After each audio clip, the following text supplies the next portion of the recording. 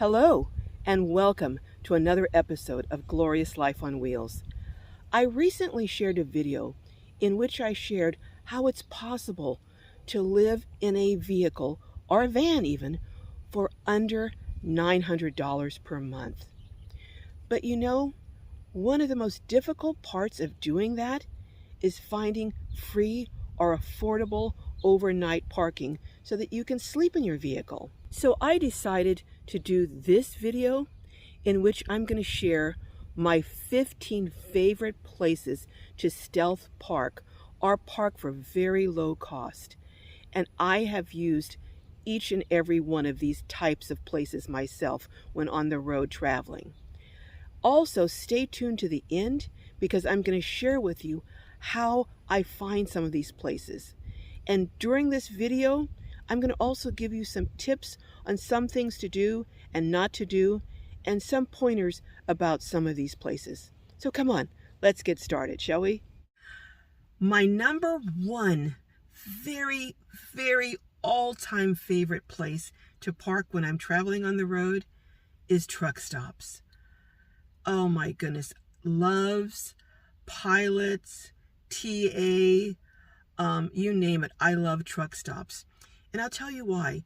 First of all, they have lots of amenities there. Since they cater to truck drivers who are long haul and are on the road for quite a while, they have things that they would need, such as showers, laundry facilities, a lounge for you to sit down in while your clothes are being washed. Often they'll have ATMs, they'll have hot food. It's just an environment that is conducive to helping people who are on the road. Also, I feel safer at truck stops, most of them, not all of them, but most of them. You have people coming in and out all the time. So I feel like there's safety in numbers, or more safety, at least even if someone won't intervene if something happens, there's someone to call for help. Also, what I do is I will park near to the truckers. I won't park in their spots, but I will park near to them so there's someone else that might be available to help if the need arose. Now, one thing about truck stops is they can be loud since there are people coming in and out all the time, and they have a lot of lights. So that's kind of a mixed blessing. I like the lights. I just close in my vehicle, and that takes care of that. But that's my number one choice, and that is truck stops. I will say this, the showers are getting increasingly expensive at truck stops, and many of them are now $22. So I don't usually avail myself to the showers at truck stops. Sometimes if I'm traveling with Jay, we will share a shower, and for $22, that means $10 or $11 per each of us. And I've never had anyone object to us doing that. In fact, oftentimes they'll give us 2 sets of towels. So just a word about shower prices so you won't be shocked when you see them. My next favorite place to park overnight on the road, and this is somewhere that sometimes local people who are staying in one specific area also use, that is rest stops. Rest stops usually have lots of parking spots. They almost always have bathrooms, and they're typically fairly clean. They also have people milling about and lots of other people around sleeping, travelers that are resting before getting back on the road. Also, frequently they have truckers that are there. I typically park in the row that butts up against the truckers. Again, I just feel safer doing that. But truck stops, again, are one of my favorite places, and somewhere that a lot of locals often park, come in late in the evening and leave early in the morning.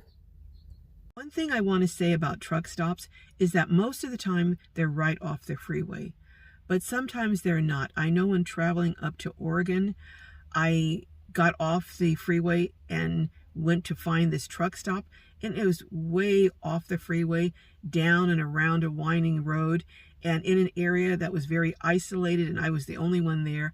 I did not stop there. and I didn't stay there. I just didn't feel safe. So always, always follow your gut. Third favorite spot to park overnight in while traveling are park and ride locations. This is also somewhere where someone who is local could park. These spots are, as far as I have seen, always right off or near the freeway. As you can see, there are an assortment of vehicles there, from cars to vans to RVs, trucks. One of the great things about park and ride locations is that people are used to seeing the same vehicle there every evening or every day, because people park there when they go to work and catch rides with someone else. So if you are parked there more than one night in a row, it won't look odd. However, like any other spot, I wouldn't have this as my only parking spot if you were parking local. My fourth favorite place to park overnight is hotel parking lots, but I would not park at an upscale hotel, say a Marriott or a Hilton.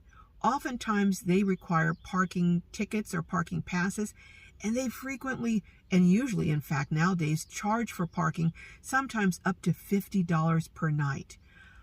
I typically park in a lot of something that is more like a motel, where you have direct access to the rooms from the parking lot, where you don't have to go inside a building to access the rooms. And then I don't park in front. I park not even on the side. I typically park in the back in the less desirable spots.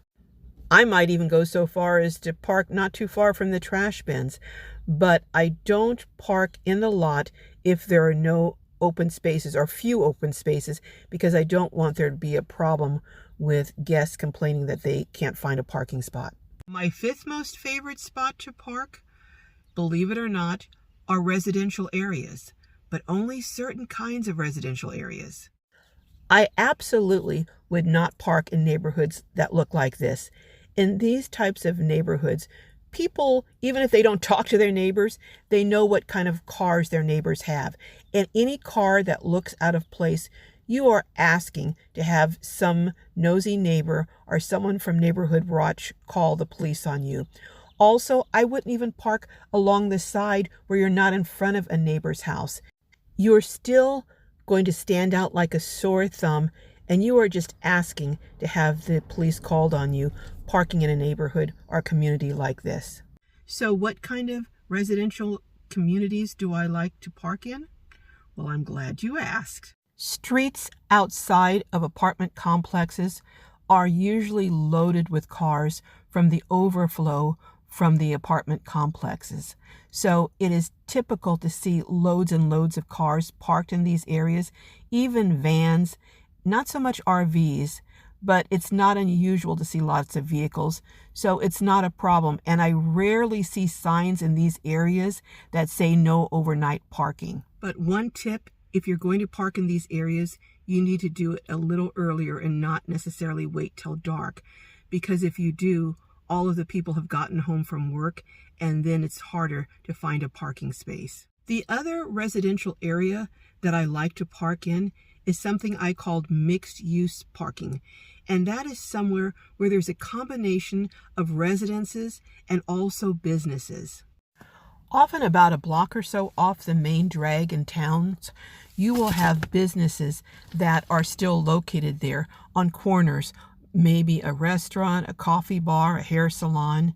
So there are frequently cars there and lots of people milling about. So it's not unusual to see different cars there parked at all hours of the night. In these areas, often at the other end of these blocks, are residences. So people in these residences are used to seeing this kind of activity and different odd cars that they're unfamiliar with parked there, so they don't tend to call the police like someone in a community that I showed you earlier. My seventh most favorite place to park my van in overnight and sleep in it is industrial areas. Now you have to exercise caution when picking these industrial areas, because some like this are inundated with broken down RVs, tents, and homeless, and it tends to be kind of sketchy in these kinds of areas. I look for industrial areas where it's more like an industrial complex, where there are tech companies, maybe some manufacturing, but more high end. There also tends to be a lot of truckers there parked and cabs. And this is an area that I look for when I'm looking to park in an industrial complex. My 8th favorite place to park is hospital parking lots. There are always people coming and going in the evening, and they're used to having people drop someone off and waiting in the parking lot for them. Now, of course, I don't park in the emergency areas where emergency vehicles park, but usually hospitals have a large parking lot, and many of them have free parking. Also, now that I have a minivan, I can even park in the parking structure. Number 9 is auto repair shops or tire stores. Actually, I prefer the tire stores because should someone knock in the middle of the night, which I've never had happen, but if that should happen, I'm just there waiting till they open to get air in my tires. So that's my number 9th favorite spot. And there are tire stores everywhere, and many of them do offer a complimentary service of putting air in your tires for free. Number 10 is airport parking lots. Now, I'm not talking about in big cities like Los Angeles, Chicago, New York, something like that, because those parking lots, they're charging $24, $25 per night. But in small towns, often the parking is free at the small regional airports, or it's very, very inexpensive. The $7 a night parking in this lot is a prime example, and you can park up to 30 days here.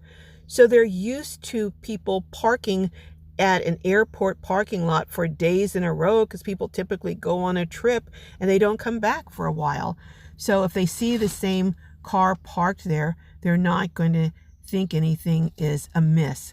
And there are lights here in parking lots. There are plenty of spaces, and this again is why airport parking lots, where it's either free or low cost, are one of my favorite spots. And in this one, even though they had the $7 up, the ticket machine wasn't working, so it appears they were not even charging that $7 fee to park in this lot. Number 11 on my list is the old familiar Walmart. Yes, I still do park at Walmart parking lots. But sadly, I'm finding more and more that some knucklehead has spoiled it, and a lot of Walmarts no longer allow overnight parking. For example, when I was in Cottonwood, Arizona, I spoke with a team member at that Walmart, and they said that after 2 RVers got into a fisticuffs in the parking lot, the manager disallowed parking overnight. Also, at a Walmart in Encinitas, I was told by one of the staff that someone had changed their oil, leaving a mess in the parking lot for staff to clean up, and they popped up signs, no more overnight parking. So what I do is I typically call, because when I'm traveling across country, I kind of have a general idea of how far I want to travel and what areas I might stop in. So I will call a few, I will speak to a manager, and I do this for truck stops sometimes also. But I will speak with the manager, and my spiel will go something along this. I'm a 72-year-old woman. I'm traveling alone. I am going to be in your area on such and such a date, and I'm just going to need somewhere to rest my eyes and sleep overnight in the parking lot. I won't cause a problem. Is there a way that I could use your lot for the night? And I have to tell you, I've never had a Walmart manager tell me no, even when I've gone to lots where it says no parking. But I always get the name of the manager. In case someone knocks on my door, I can say, Sally Mae gave me permission to park here. But that's what I do. But do be careful and look for signs, because they will tow you if they have the signs up that prohibit parking. Number 12, and this is something you may not have thought of, and that is college areas. There are always loads and loads of vehicles parked in and around college areas where students are living. But also, this is something I did when I was going to college. I had an 8 a.m. class, and I lived quite a drive from the school. And if you didn't get there by 7 o'clock, you were not going to find a parking spot on campus. And that meant I had to drive all around trying to find a spot, and it was just a nightmare. So I found a frat house. I think it was a frat house, but anyhow, it was a place where college kids were living, and I made a deal with them. I paid them so much per week. It was really nominal, like maybe $15, $10 a week, to be able to park in their driveway during my class times. And I think it was either Tuesdays and Thursdays or Monday, Wednesday, or Fridays. I don't recall now. But that's something to consider if you're living locally and parking in the same area. These kids are always looking to make extra money. So they might very well be willing to let you park in their driveway overnight for a nominal monthly fee. Just something to consider. But if you're going through town traveling, college areas always have lots of vehicles parked all up and down the streets near them. Number 13 is one of my favorite for longer stays, and that is dispersed camping, particularly on BLM, or Bureau of Land Management, parking and camping spots, where you can stay for up to 14 consecutive days. You just have to register with the camp host, and you can stay there for 14 days before you have to move on to another site. And I do this in Quartzsite and absolutely love doing it. There are many of these spots or camp locations, BLM properties, but they tend to be more concentrated on the west side of the country. Number 14 is also one of my favorites, and that is long-term parking on BLM land. But this has a cost associated with it. But if you're going to stay for a long time, you can't beat this deal with a stick. $180 for, I think it's about 7 or 8 months, from somewhere around September to April 1st. And it's only, again, $180. It includes your camping area. It includes trash, free trash pickup, water, a dump site for those who have black tanks, and pit toilets. I mean, where else are you going to be able to park for under $30 a month? I don't know anywhere else. But again, this has a price associated with it, and it may be going up. We keep hearing rumors that it's going to be going up next year, so we'll just have to stand by and wait and see on this one.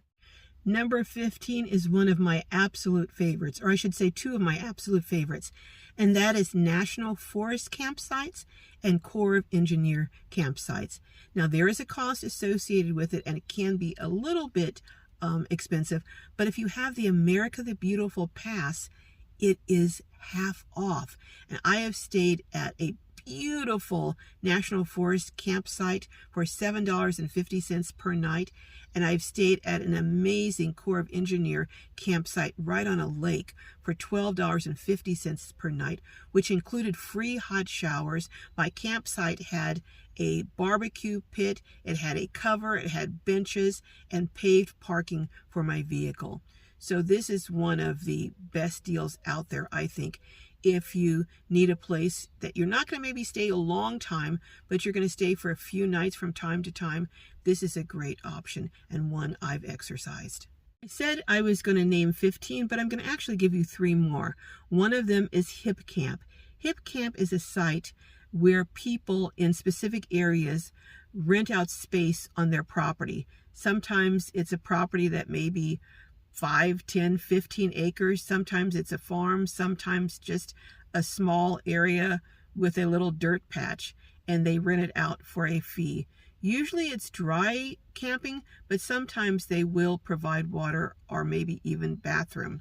Now, what I am suggesting is that if you're in a specific area and that's where you live most of the time and work and stay, that you might call and check if you can make an arrangement to pay for someone or pay someone who's on Hip Camp to park there permanently.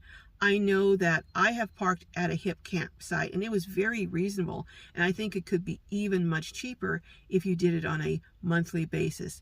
The other 2 are Boondockers Welcome and Harvest Host. For Boondockers Welcome, it's places where people basically let you stay in their driveways for free, and Harvest Host is where businesses let you stay on their property, such as a winery or maybe a llama ranch or something like that. Typically, as a courtesy, you kind of buy a little something from their establishment. But both of these have a fee, and the last I checked, it was $75 per year.